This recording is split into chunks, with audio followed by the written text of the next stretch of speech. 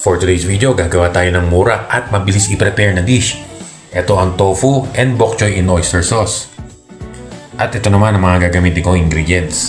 Gagamit ako dito ng 5 pirasong tokwa, 40 grams na bok choy, 4 cloves of garlic, 1 medium-sized white onion, at onion leeks.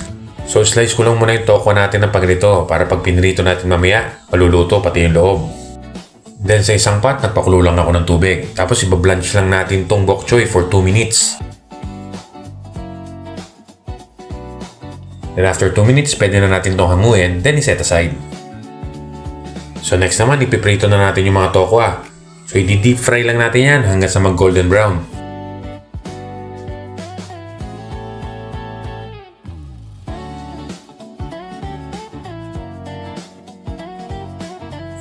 Then pag ganyan golden brown na, pwede na rin natin itong hanguin, then set aside. So next naman natin yung sauce. Naglagay ako dito ng 1 tablespoon ng olive oil. Tapos inimulan ko ng saute yung ating white onions. Then sinunod ko na rin yung ating garlic.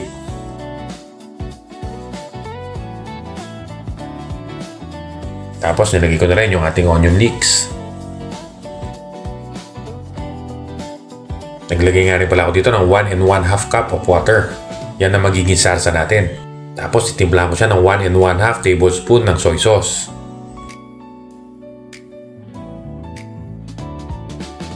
Tapos 1 tablespoon ng brown sugar.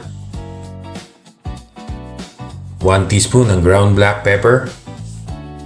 1 1/2 tablespoon ng oyster sauce. At 1 teaspoon ng liquid seasoning. Nag-dilute nga pala ako ng 2 tablespoon of cornstarch sa 1/2 cup of water. Tapos ibuhos natin to sa sauce natin ng dahan-dahan hanggang sa makuha natin yung tamang consistency. At pag ganito kalapot na yung ating sauce, pwede na natin itong ihalo doon sa ating bok choy at tokwa na sinet aside.